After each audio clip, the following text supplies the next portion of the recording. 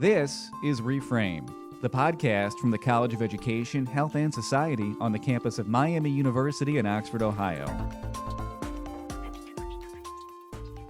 On this episode, we speak with Dr. Michael E. Dantley, who, after a long and celebrated career in education, is stepping down from his role as Dean of Miami's College of Education, Health, and Society. But retirement, for Dr. Dantley, only signifies another phase in his lifelong mission to build an educational system that works for everybody, to ask tough questions around power and privilege, and to enact transformative social change by being an outspoken champion of social justice, racial equality, diversity, and inclusion.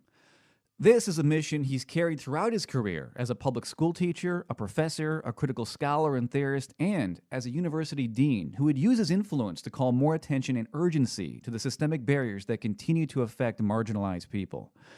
We invited Dr. Dantley on the podcast to reflect on his time as dean, and we'll also talk about how he's seen the educational system change over the years and how he thinks it still needs to change. We've been able to say that in various ways, education serves a certain segment of our society, but it leaves behind other segments of our society. And given that, what are we going to do about it? And in a difficult year, also marked by the death of George Floyd and a substantial rise in Black Lives Matter protests all over the country, we'll also talk about how this current cultural climate may be a tipping point in the ongoing fight against injustice and racism. We're at a tipping point. I think we're at a point that the struggle won't be hidden any longer, but the struggle will be out there.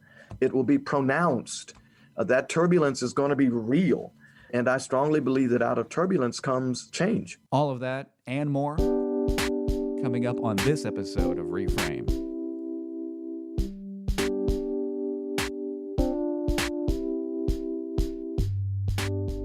Dean Dantley, thank you so much for being on the podcast today. It's wonderful to have you here and to speak with you. So you have been in education for over 40 years now in so many capacities. What was it that originally interested you in going into this field? Yeah, well, believe it or not, second grade, I knew I wanted to teach. I was in elementary school in second grade. I thought, I want to do this. I really want to teach.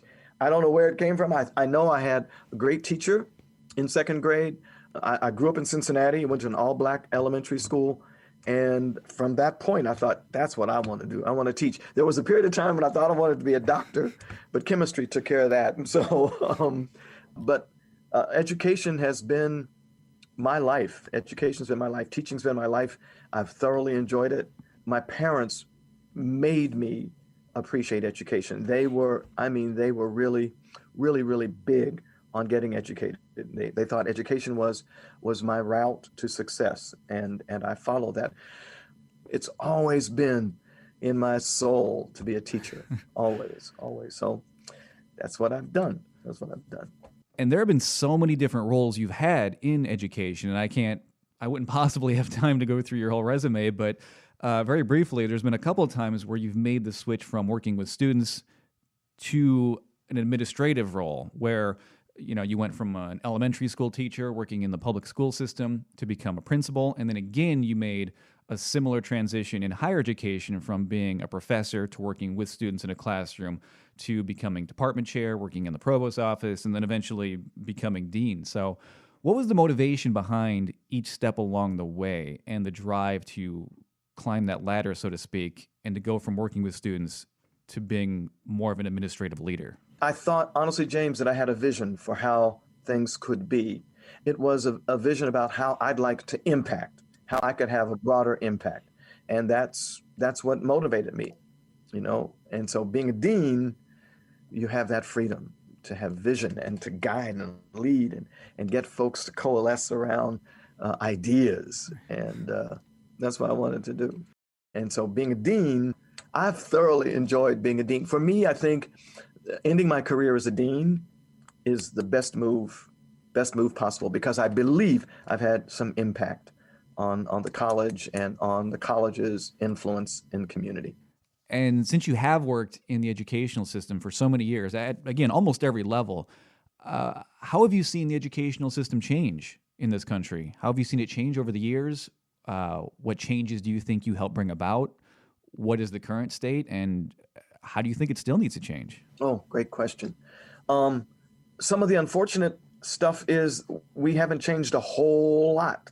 We have been impacted by governmental restrictions on curriculum, on what has to be taught, what our students have to learn, and that can be kind of problematic. However, I think because I'm a critical theorist, I've been able to ask the questions about power and asymmetrical relations of power, and I've been able to ask whose interests are being served through the things that education has done. And I believe that through some of my research and even through some of the things that we have done, what I've done as an administrator, we've been able to ask those tough questions. We've been able to say that in various ways, education serves a certain segment of our society, but it leaves behind other segments of our society. And given that, what are we going to do about it? And so I honestly believe that part of the conversation has been something that I've been able to contribute to nationally and also in our college to get us to clearly understand that education is not working for everybody. There are still racial and social and gender issues in education that have to be dealt with. They've got to be dealt with. And because education ought to be, honestly, James, it ought to be for everybody. Every child ought to know that they are being enhanced by education. They're growing through their education. I look at my grandsons. One of them is at Walnut Hills. The other one is at Fairview in Cincinnati. Both of them are getting tremendous educations, just great educations. They're becoming critical thinkers, et cetera. That doesn't happen in every school. It just doesn't happen in every school. And that's what I'd like to see happen in every school. And I think I've been a problem to some people where education is concerned because I have raised those tough questions, those critical questions about who's being left out of the process of education. Do you think we're making progress, or how far away are we from that ideal to where we need to get to where you think education could one day be? Yeah, I think we're pretty far away. I think we're heading in the right direction to some degree. Again, the critical kinds of questions and the critical perspectives that are being asked of our prospective teachers and prospective leaders in education, I think that's going to put us on a trajectory to become even more socially just and become more critically responsive educators to what's happening in schools. But we got to continue, man. We've got to continue. One of the things that struck me is I've been reading a book by Grace Lee Boggs called The New American Revolution, and I've also long time read books by Bell Hooks and others. And one of the things that they talk about is that there's a difference between rebellion and revolution, and I agree 100%. Rebellion, it starts a movement. Rebellion is necessary. It starts a movement. But revolution requires protracted struggle. And I think that's where we are in education. Some of the critical things we have talked about have infused notions of change, notions of transition. They've been infused. However, it's going to take a protracted struggle to see these things come to fruition in our schools. And we've got to have more people who are willing to do the struggling. We got to see more people who are willing to struggle to bring these things to pass.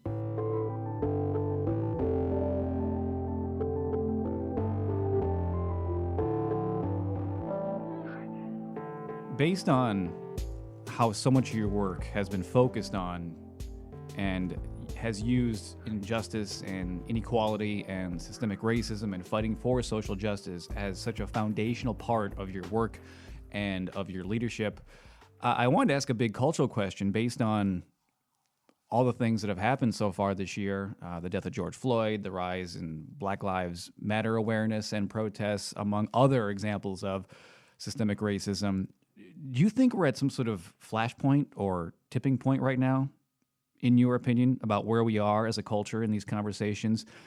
And based on how our society is today, do you think we're more or less able to make the sort of meaningful changes that continue to be pressing issues now? I think, James, it is a tipping point. I think, for instance, the Black Lives Matter movement, while it was around before, I think it now has more substantive influence. One of the things that I saw for myself, and not just on television, I was in some protests this spring, and one of the things that I saw was a um, multicultural group of young people who were there, who were protesting. I thought, now here's some hope. Here is some hope. Now I still am concerned that my life as a black man still does not matter to some people. And it doesn't matter what accolades I've gotten, doesn't matter what achievements I've made. For some people, they see me, the color of my skin, black male, and therefore those stereotypes of how to treat me then begin to take place. And that's happened to me. I mean, it's happened to all black folks, I'm sure, but I know it's happened to me, being stopped by police, et cetera, et cetera. So I think we're at a tipping point. I think we're at a point that the struggle won't be hidden any longer, but the struggle will be out there. It will be pronounced. That turbulence is going to be real. And I strongly believe that out of turbulence comes change. Yeah, I believe that. Absolutely. Do you have any advice for how to make that change happen? I mean, especially for people who may feel overwhelmed, maybe young people who have no idea where to start or what to do. I think, number one, we got to keep the people for whom we vote and they win, got to keep their feet to the fire. We cannot see. I honestly believe that people have said that democracy is about voting, and it might be, but I think that's only a part of it. Democracy also is about voice after the vote. How do we keep the folks that we elected? How do we keep them accountable for what they do? How do we do grassroots work in communities? How do we raise up leaders in communities to have impact? How do we use our churches and how do we use our community organizations to really have impact on what's happening with our communities? So I think all of us begin to have an agenda of this protracted struggle, and somebody's got to put that out as a point for people to look towards, kind of a nadir. You know what I'm saying? That it's this is what we ought to be doing. We cannot let other people do our work. We've got to do the work ourselves. We have to. It seems like part of that, in addition to just being civically engaged, part of that seems to be focused around leadership and striving to play an active role in that change you would like to see. And leadership, in addition to being a teacher and a dean, as an academic, I know leadership has been a huge part of your work as a scholar. So I wanted to ask, given today's cultural climate, what do you think it takes to be a successful leader today? And do you think that is different from what it meant to be a leader in the past? Sure. I'm writing a book on leadership. And I think, honestly, some of the things that we have thought about leaders in the past, they've been mechanical things that, technical things that leaders ought have. I believe that a leader has to have compassion. A leader's got to have a sense of commitment. Leaders got to be able to communicate. A leader has to have a calling. I think you can manage without a calling. You can be a manager without a calling. You can't, in my estimation, you can't be a leader without a calling, because you've got to have that kind of stick-to-itiveness, that perseverance, and that sense of something outside of yourself that keeps you going, because there will be enough things that will cause you not to lead, cause you to stop, cause you to give up. But if there's a calling and you recognize there's a destination that you want to get the organization to, that you got to keep at it. You've got to have fortitude.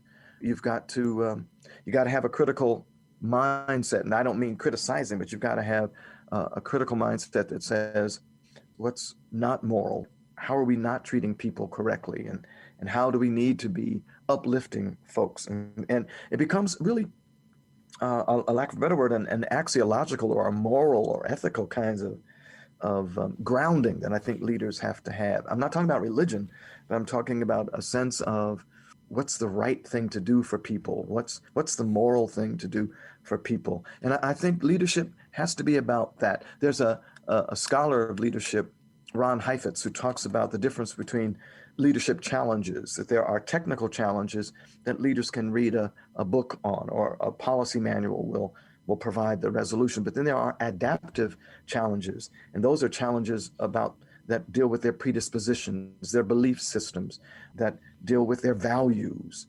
And oftentimes, leadership challenges are more about that than they are about handling technical challenges. And that's where the crux, I think, of leadership is. That's where critical self-reflection, I think, a leader has to have, that comes to play in how do we make these decisions? How do we move forward, recognizing that perhaps my belief system is antithetical to someone else's belief system, but their belief system is just as important to them as mine is. So how do we build a holding environment where we can talk about that? How do we then really resonate with one another so that we can move the organization forward? And so I think communication and honesty and critical reflection, I think all of those are things that a leader has to have. And a listener. I'm talking so much right now, but you got to be a listener. I think leaders have to have the ability to listen, and to listen carefully, and to ask the tough questions. Leaders have to be, again, not religious, but they got to be moral. They got to make decisions that are centered in justice and equity and fairness. Yeah. Absolutely. And given that that's been such a tremendous part of what you've brought to the forefront here at our College of Education, Health, and Society, or EHS, as we call it on campus here, what would you say to young people to encourage them, or maybe even inspire them to pursue the kinds of careers or the kinds of meaningful work that are all about making those positive changes in society, or making just a positive difference in the lives of families and people in so many different ways? Oh, yeah.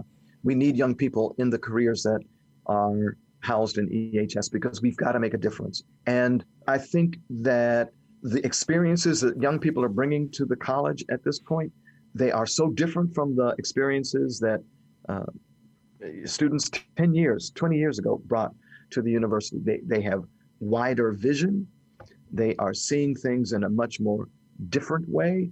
And so I think they come with an understanding that we've got to make things better. We've got to improve society. I think they see it.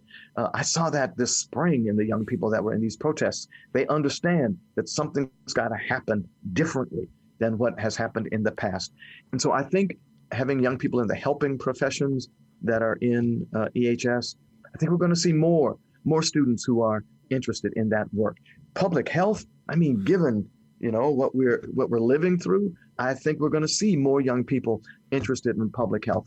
Given the mental and emotional strain that folks are going through, I think we're going to see more young people in ed psych, more young people in social work. I think this is a pivotal time when people are going to say, not only do I want to make money, but I want to have a positive impact on the lives of people. And I think we're going to see more of that. I really do. And I think EHS is the place. That's the place where young people need to come to be prepared to make a huge difference in our society. We want to congratulate Dr. Michael E. Dantley on his retirement and thank him again for his years of service and his lifelong dedication to being a transformative teacher and an unforgettable mentor to so many over the years. And this is the Reframe Podcast. Thank you so much for listening. Please share this episode with friends, with colleagues, or with students, especially those who hope to make a positive impact on their world.